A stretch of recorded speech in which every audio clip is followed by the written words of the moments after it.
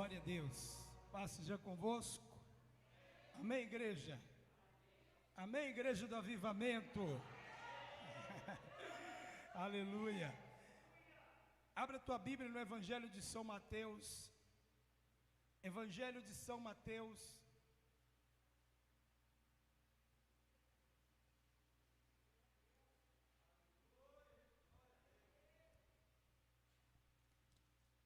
Faz assim para a gente ganhar tempo.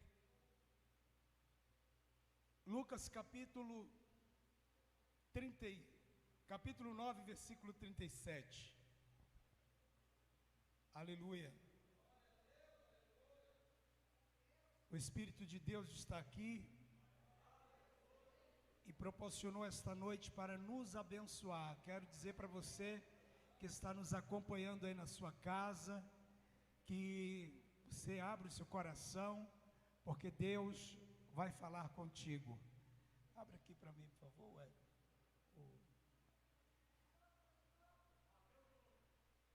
Evangelho de São Lucas, capítulo 9. Por que eu falei Mateus primeiro? Porque o mesmo que nós vamos ler aqui, tem em Mateus. Mas vamos lá, Evangelho de São Lucas, capítulo 9, versículo 37, nos diz assim: E aconteceu que, no dia seguinte, que descendo eles do monte, lhes saiu ao encontro uma grande multidão, e eis que um homem da multidão clamou dizendo: Mestre, peço-te que olhes para o meu filho, porque é o único que eu tenho.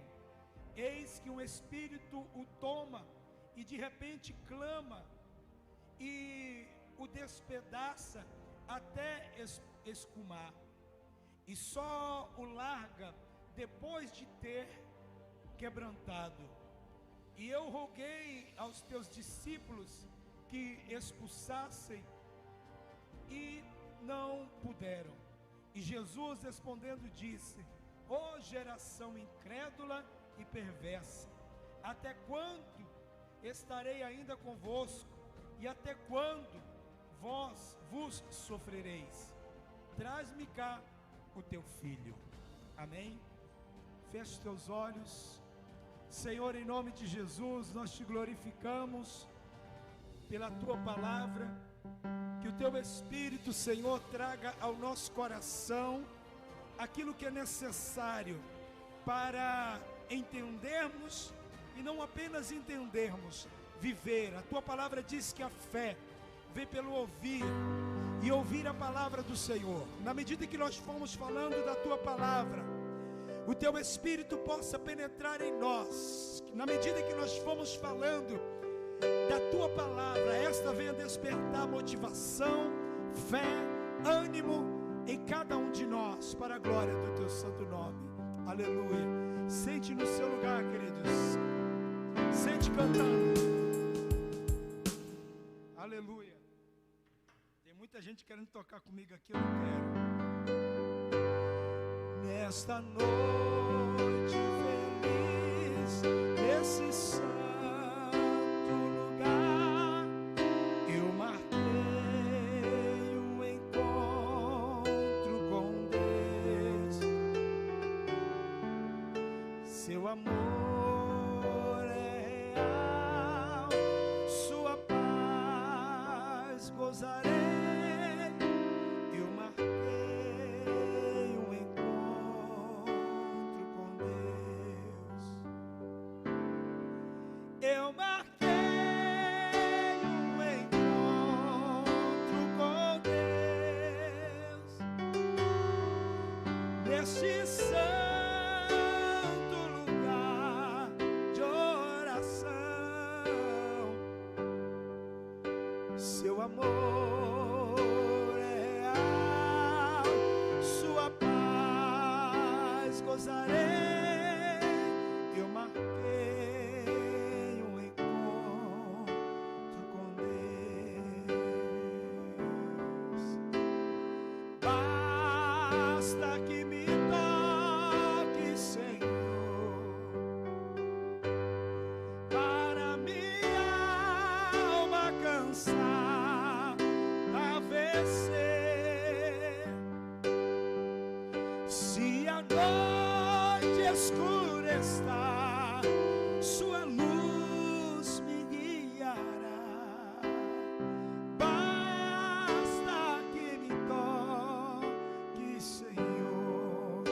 Basta que me toque. Vamos cantar.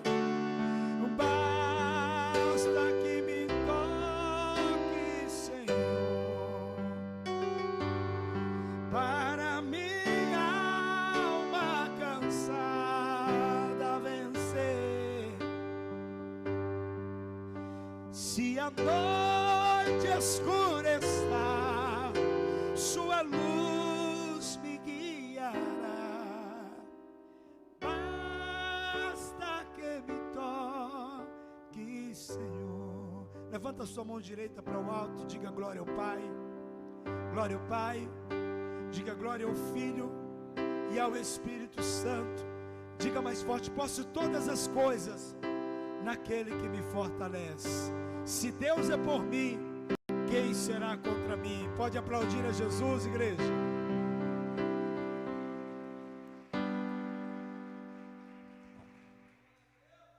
Meus queridos, nesta noite eu quero falar sobre o segredo dos campeões da fé. O segredo dos campeões da fé. O segredo para você que quer viver o sobrenatural de Deus na sua vida. Eu quero falar nesta noite sobre como tomar posse, como desfrutar das mais de 8.000 promessas que Deus tem para nós, que Deus fez para nós e está contida, estabelecida na sua palavra. Talvez alguns perguntem: pastor, se são mais de 8.000 promessas, por que eu ainda não tenho vivido essas promessas? Primeiro eu quero dizer para você que dentre tantas promessas que Deus já fez, que Deus fez para nós, muitas destas promessas você já viveu e você já está vivendo. Por exemplo, a vida que você tem hoje, o ar que você respira hoje, é cumprimento de promessa de Deus. Você que hoje abre, né, a sua despensa lá, tem um arroz, tem um feijão para comer, faz parte da promessa de Deus. A saúde que você tem hoje faz parte da promessa de Deus. Muitas coisas que nós estamos vivendo hoje, entenda, é cumprimento das promessas de Deus.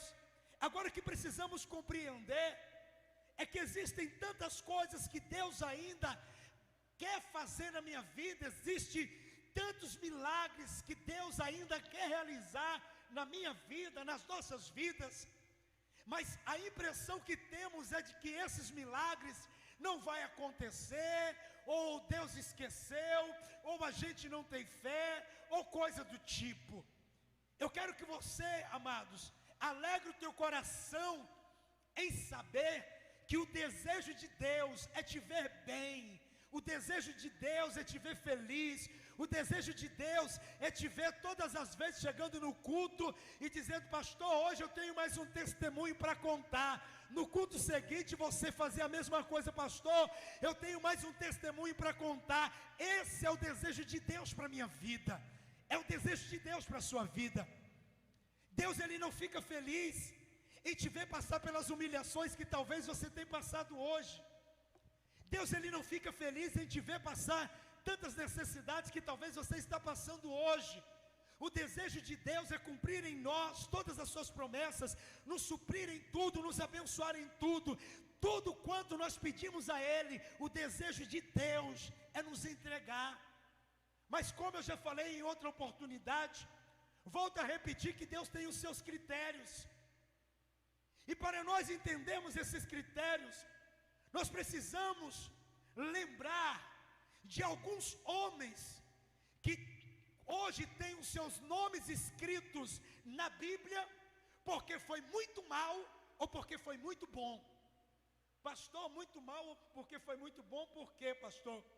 Porque tiveram aqueles que praticaram tantas coisas ruins, que Deus fez questão de registrar o nome deles em alguma situação, de deixar registrado o nome deles em algum momento da Bíblia, para nós entendermos que não há mal que dure para sempre. Por exemplo, um deles é Acabe, o perturbador do povo de Deus, o atormentador do povo de Deus. Fez tantas coisas ruins para o povo de Deus, mas por que o nome dele, pastor, está escrito na Bíblia? O nome dele está escrito na Bíblia de uma forma não tão positiva como muitos gostariam que fosse, como muitos pensam. Está escrito de uma forma negativa. Se nós começarmos a analisar a história de Acabe, nós vamos ver que foi uma pessoa completamente desobediente a Deus, completamente influenciável pela sua mulher, e a influência, o poder de influência que a mulher de Acabe tinha sobre a vida dele, comprometia o relacionamento dele com Deus. Mas a Bíblia está registrada vários nomes de pessoas muito boas, e estão registrados esses nomes porque foram pessoas que superaram grandes desafios. Os seus nomes estão registrados na Bíblia porque foram pessoas que venceram tantas lutas. E por que elas venceram, pastor? Porque elas descobriram o segredo dos campeões, os segredos dos heróis da fé. Antes de explicar para você esse segredo, eu preciso compartilhar com você o que nós acabamos de ler, tanto em Mateus capítulo 17, quanto no Evangelho de São Marcos capítulo 9, aonde nós lemos. Trata-se da mesma história, tratam-se do mesmo personagem. A Bíblia diz que Jesus está em meio àquela multidão, mais uma vez, ministrando a palavra, ensinando. De repente, chega um homem com o seu filho e apresenta aquele filho a Jesus. Aquele homem diz assim: olha, Jesus, eu trouxe aqui o meu filho, porque tem um espírito nele. Quando esse espírito entra nele, ele convulsiona. Esse espírito, quando entra nele, lança ele no fogo. E aí começa, cada livro, né, conta com mais detalhes. Cada livro conta com mais detalhes, porém a história é a mesma, preste atenção. E eu levei ele para os teus discípulos, expulsar o demônio que estava nele, e os teus discípulos não conseguiram. Irmãos, pense na vergonha. Pense na vergonha que os discípulos passaram. É tipo assim, só para você ter mais ou menos uma noção do quão vergonhoso seria, tanto para eles, os discípulos, quanto para Jesus. É como se temos hoje o missionário Emerson, a missionária Cris, o Diógenes, que estão fazendo curso de teologia. Imagine que eu chego aqui para o Diógenes e digo assim: Diógenes, domingo você vai pregar. A partir do momento que eu convido ele para tal responsabilidade, é porque eu creio na capacidade técnica dele, porque a unção é de Deus. Eu creio que ele está estudando. Afinal de contas, ele está fazendo o que na escola? 3 anos para quê? A partir do momento que eu dou para ele esta incumbência, esta responsabilidade, é porque eu sei que ele está preparado para aquilo. Pois é. Agora imagine se o Diógenes chega aqui, pega o microfone e começa a falar nada com coisa nenhuma. Alguém vai olhar para mim e vai dizer: nossa, por que o pastor Joselito deixa o coitadinho pagar um mico desse? Nossa, o pastor Joselito não vai fazer alguma coisa?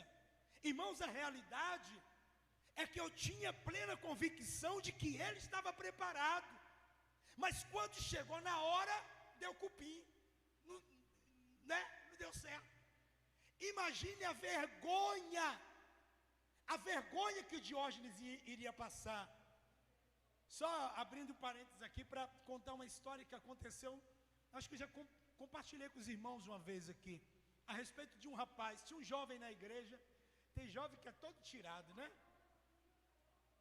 Hã? Tá gravando, não, eu sei. Tinha um jovem na igreja, não foi aqui não, isso é uma história que eu vi um pastor contar. Não foi o pastor Gervásio não.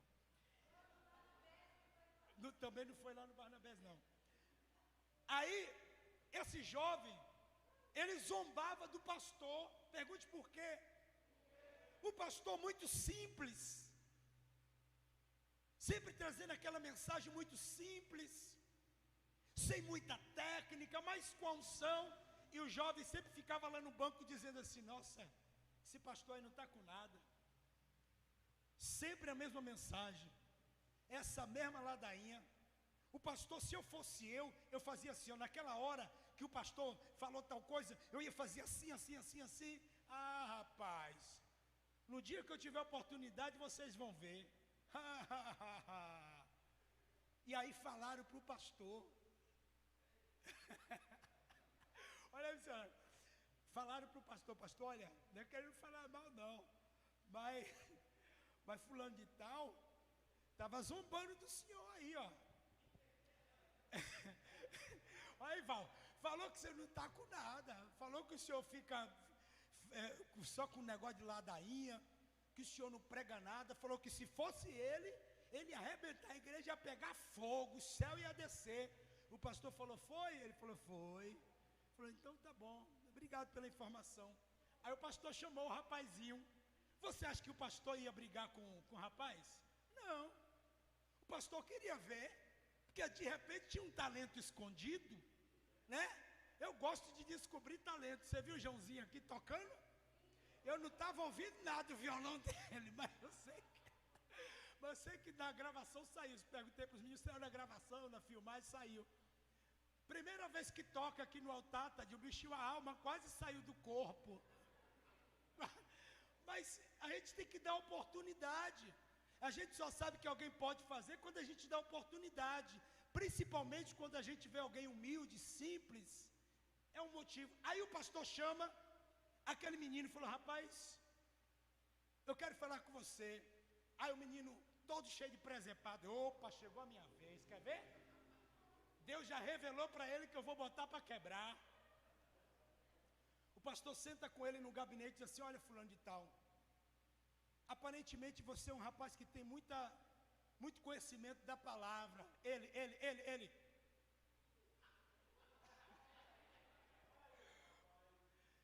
Eu fico observando, às vezes eu estou pregando, você fica fazendo uns gestos um meio assim, diferente, na hora da pregação. A impressão que eu tenho é de que você conseguiria pregar melhor algumas mensagens que eu já preguei aqui. Aí o jovem: pastor, nem querendo falar mal não, mas eu estava falando isso esses dias. O pastor falou: pois é, então chegou a sua vez. Eu vou lhe dar a oportunidade para você pregar. Ele falou: opa, maravilha, pastor, sabia que uma hora Deus ia lhe revelar. Falou: pois é. Ele falou: quando que eu vou pregar? Quarta-feira, pastor? Não, vai ser no domingo. Ele falou: pastor, mas o senhor não quer começar? Não quer que eu comece pelas quartas? Não. Se você prega como eu acho que você prega, tem que ser no domingo, a igreja vai estar cheia, todo mundo precisa ouvir algo novo. Aí o jovem convidou a família toda, os amigos da faculdade. E aí pronto, então ele lá no banco, e o pastor, o pessoal fez aquele louvor, e ele lá tipo, cheio de presepada. E aí o pastor chegou o momento da palavra. O pastor chega para a igreja e diz assim: gente, hoje vocês vão ouvir algo novo. Chega desse velho pastor aqui que fica só com essa ladainha pregando, e o povo sem entender nada. Aí o jovem lá: verdade. Gente, hoje nós vamos ouvir um pregador. E para você ter ideia, é daqui da igreja, mas prega, irmão.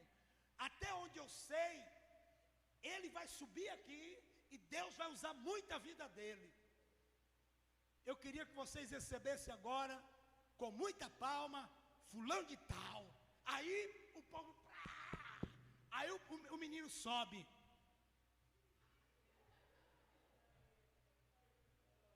Cheio de 9 horas. Pastor, passa o microfone. Obrigado, pastor. Na cabeça dele, imagina ele dizendo: hoje o povo vai ver o que é palavra.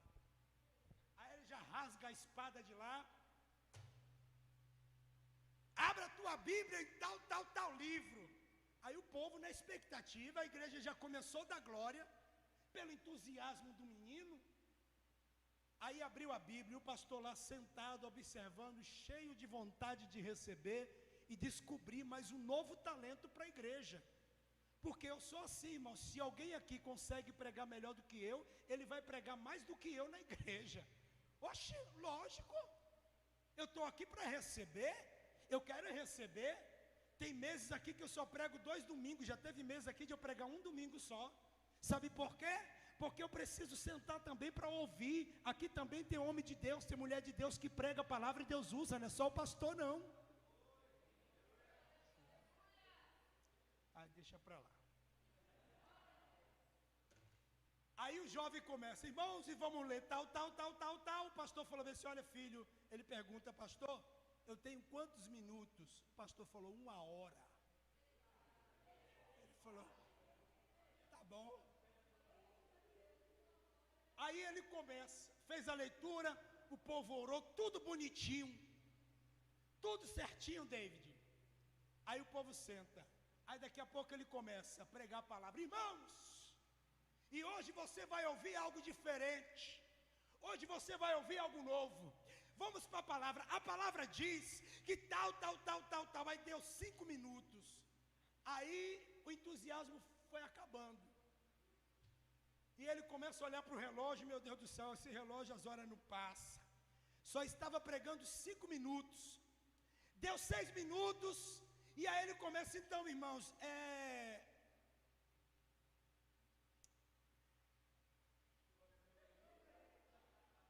e olhava para o pastor, e o pastor: vai. Irmãos, vamos lá, irmão, vamos começar de novo. Então, irmãos, irmãos, eu quero passar a palavra para o pastor. 7 minutos de pregação. Aí o pastor sobe. E o irmão, sabe como ele desce?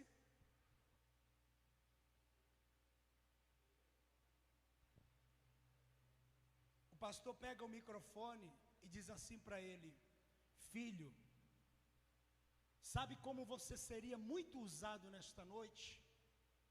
Se você tivesse subido como você desceu, de cabeça baixa, na humildade, na simplicidade. Deus gosta de coisas simples. É no simples que Deus opera, igreja. Voltando à palavra, aí, imagine que o Diógenes chega aqui para pregar e daqui a pouco faz que nem aconteceu com o menino. Eu vou ficar frustrado, eu vou ficar triste. E ele mais triste ainda. Os discípulos foram envergonhados, porque o homem que estava com o filho doente, endemoniado, oprimido, acreditava que os discípulos pudessem curar o menino, orar e o milagre acontecer. E a Bíblia diz que agora o homem chega para Jesus e diz assim: olha, eu trouxe o meu filho para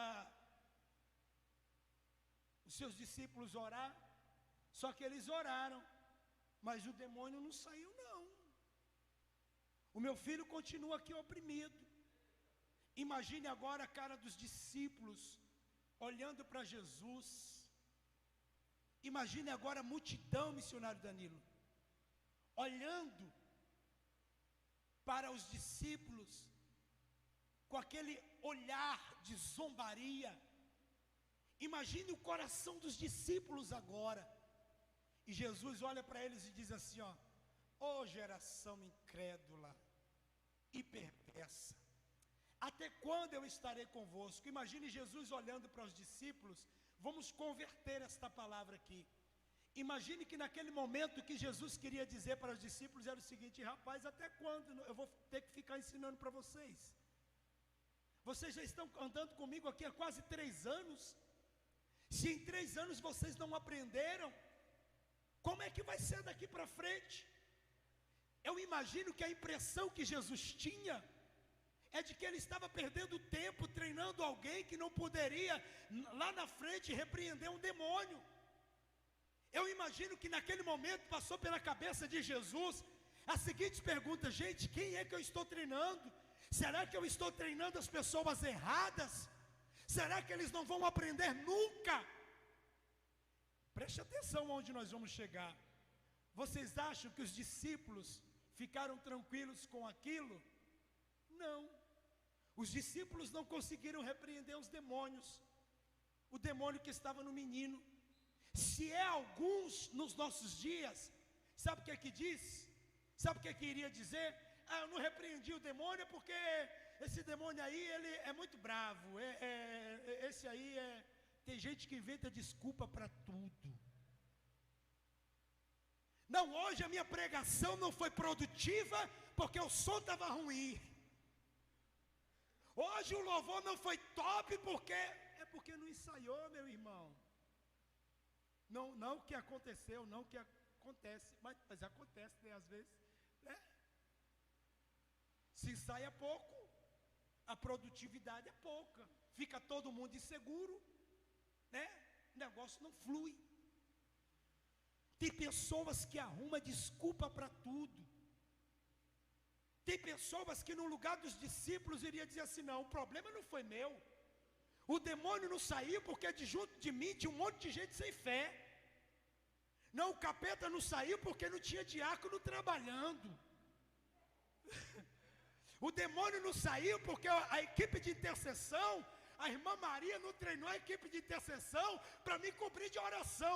Tem gente que inventa desculpa para tudo, irmãos. Eu não vou para a igreja por causa do pastor. Eu não vou para a igreja por causa de fulano. Eu não vou para a igreja por causa de cicrano. Meu irmão, preste atenção numa coisa: quem pode te dar a salvação não é pastor, não é irmão A, não é irmão B. Quem vai te dar a tua salvação é Jesus Cristo de Nazaré. Elevo meus olhos para o monte, de onde me virá o socorro? O teu socorro vem dele, não é do pastor. Olha o que aconteceu com os discípulos. Eu estou falando sobre os segredos dos heróis, os segredos dos campeões da fé. Olha o segredo dos campeões da fé aqui, ó. Versículo 9, capítulo 9, nos fala da vergonha que os discípulos passaram. Agora no capítulo 11, olha o que está escrito: e aconteceu que, estando ele a orar num certo lugar, quando acabou, lhe disse um dos discípulos: Senhor, ensina-nos a orar. Não entendeu nada, né? Pega a revelação aqui. Os discípulos foram envergonhados. Só que eles não estavam sendo discipulados pelo pastor Joselito. Eles estavam sendo discipulados pelo melhor discipulador da história da humanidade. Eles estavam sendo discipulados, missionária Cris, por Jesus Cristo. Se fosse discípulo meu, talvez iria dizer assim: não deu certo agora, eu falhei, eu vou parar, eu vou desistir. O pastor Joselito não vai mais confiar em mim, o pastor Joselito não vai mais acreditar em mim. Não, eles estavam sendo discipulados por Jesus Cristo.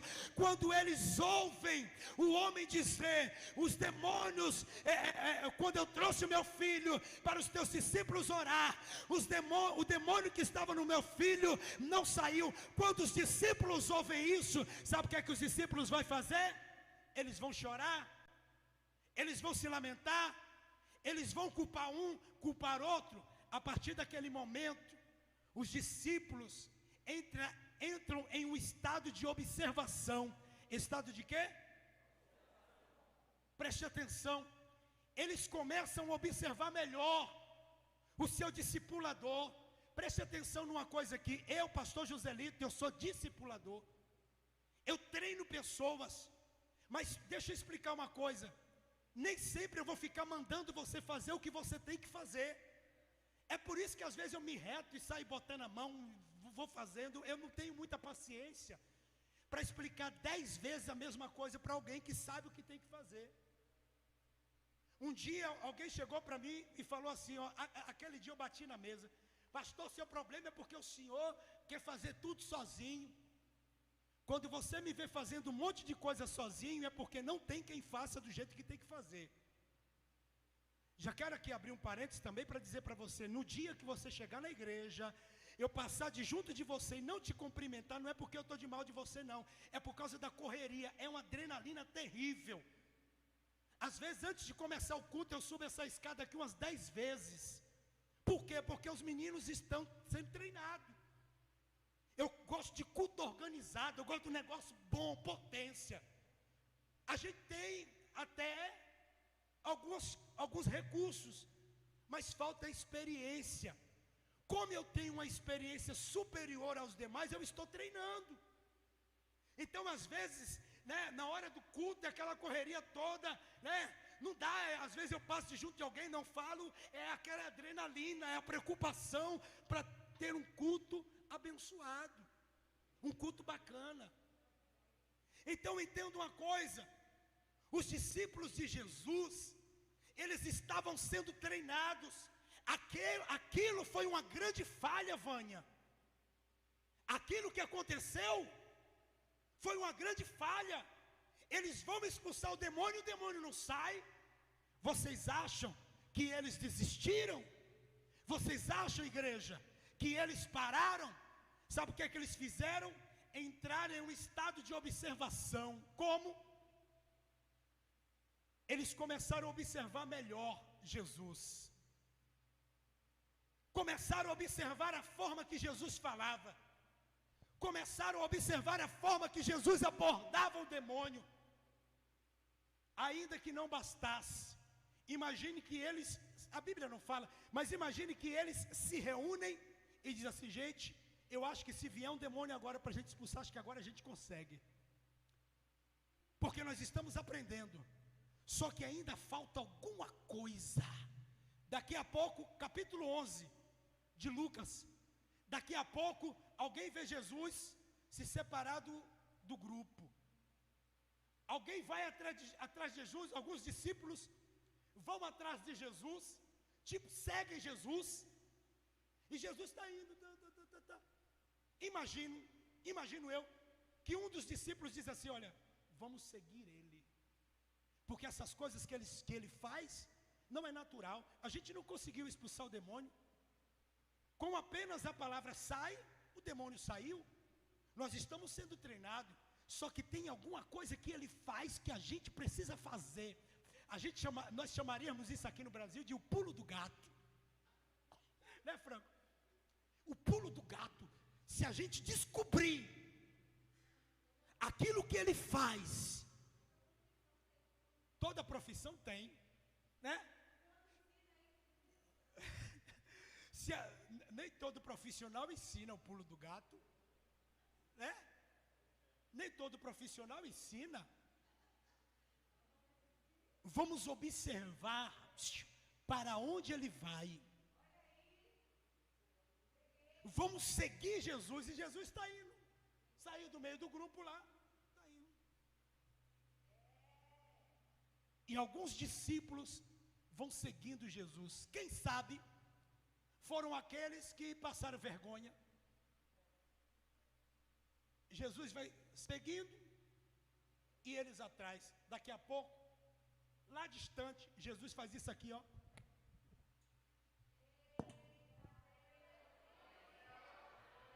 Começa a orar, irmãos.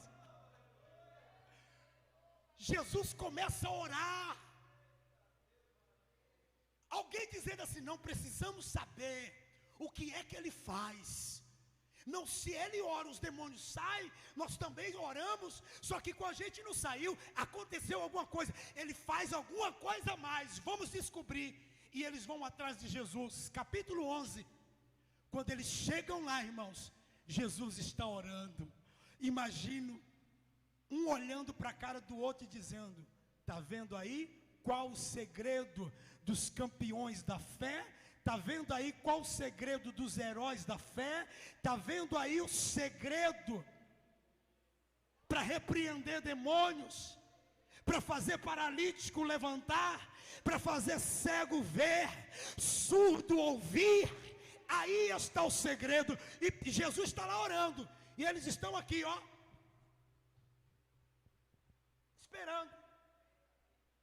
E Jesus lá: meu Pai, oh meu Deus. E eles lá esperando, ó, capítulo 11. Eles esperando. Quando Jesus termina a sua oração, imagine, Jesus olha para trás, toma aquele susto. Que é isso aí, menino? É o que acontece de vez em quando lá em casa. O Edel, meu filho, falou que um dia desse quase deu um soco na mãe. A pastora estava orando por ele, coitado, dormindo, ele acordou, achou que era alguém, o camarada está no sono lá, meio. Cuidado, irmão, quando você for orar pelo seu filho, por alguém, fica distante, né? Imagino, depois que Jesus termina de orar, quando vira, está os discípulos lá, Jesus vai caminhando, um deles diz assim: opa, vem cá, eu quero que você ensine esse negócio aí. Está escrito aqui, ó: e aconteceu que, estando ele a orar num certo lugar, quando acabou, lhe disse um dos seus discípulos: Senhor, ensina-nos a orar. Pegou. Sabe por quê, irmãos? Eles pediram para Jesus ensiná-los a orar, porque eles queriam fazer aquilo que Jesus tinha estabelecido para eles fazer. Pastor, o quê? Ide por todo mundo, pregai o evangelho a toda criatura. Você pode pisar em cabeça de serpentes e escorpiões. Se você tomar alguma coisa mortífera, não vai fazer mal algum para você. Pode expulsar o demônio, pode expulsar a enfermidade. Eles queriam fazer isso, eles queriam que desse certo, porque antes eles fizeram e não deu certo. Eles descobriram que o segredo era a oração. Tem uma frase que diz assim, ó: mãe de joelhos, filho de pé. Mulher de joelhos, marido de pé. Quer uma família abençoada, quer um marido abençoado, ore por ele enquanto ele está no trabalho, ore por ele. Está dormindo, descansando para trabalhar no outro dia, ore por ele. A oração é o segredo da vitória. Quem quer vencer tem que orar. Quem quer vitória, quem quer ser campeão, tem que orar. Eu sei, irmãos, que infelizmente, abre o som aqui para mim, estou gritando, mas eu vou deixar afastado. Eu sei que para alguns crentes da nossa geração, essa coisa de orar é ruim. Aí tem aqueles que dizem assim: pastor, é que eu não tenho tempo. O Facebook veio para nos provar que a gente tem tempo.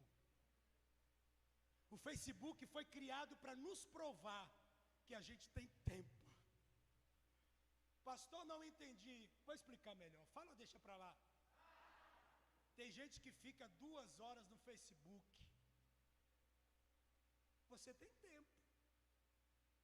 Poderia ser 2 horas de oração, 30 minutos de oração, 10 minutos de oração, não sei.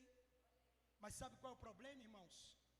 É que infelizmente, parte da nossa geração são de pessoas que querem viver o sobrenatural, mas não quer pagar o preço.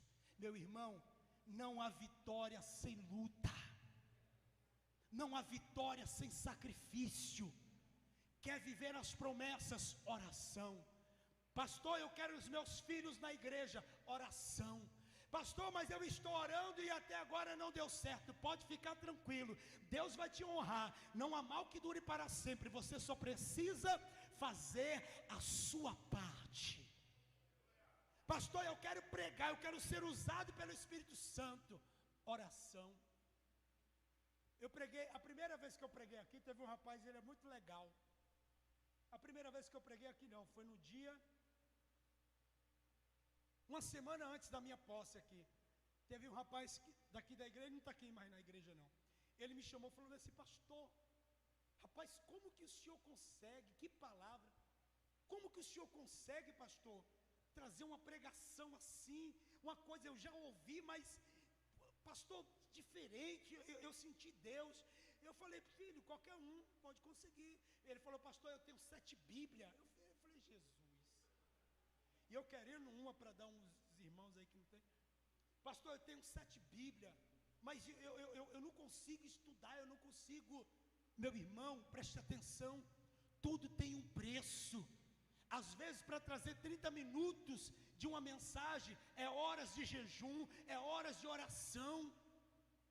Irmãos, se a gente quer chegar em algum lugar, se queremos alcançar algo sobrenatural, precisamos entender que o segredo do sucesso dos grandes heróis da fé não foi apenas a fé, mas sim a oração.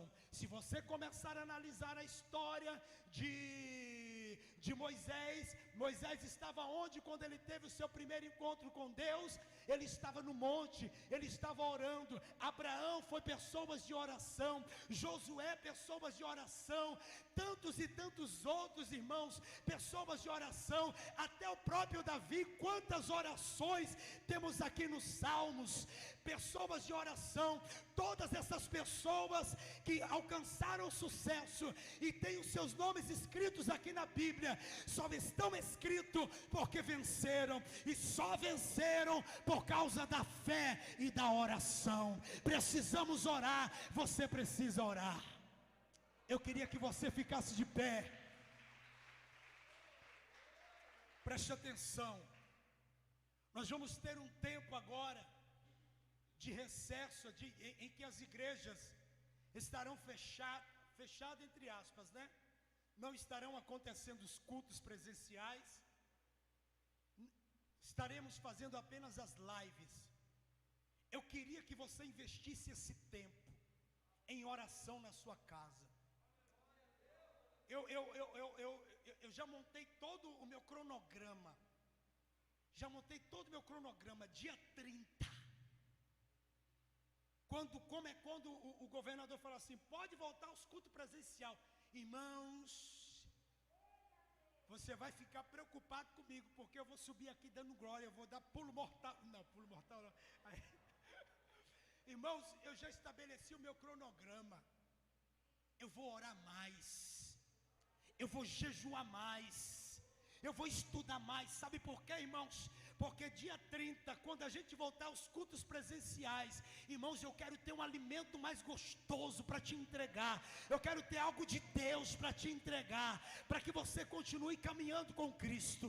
Estabeleça o mesmo para a sua vida. Eu queria que você fechasse seus olhos agora, aonde você está. Pode cortar aqui, Wellington. Feche teus olhos aí.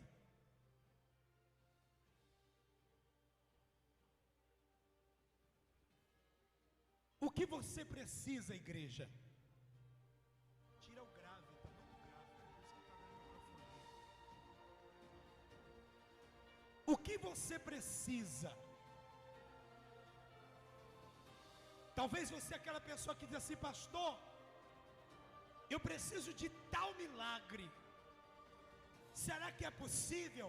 É, mas precisa pagar o preço. Precisa orar. Eu queria que você fizesse uma oração agora, que pode talvez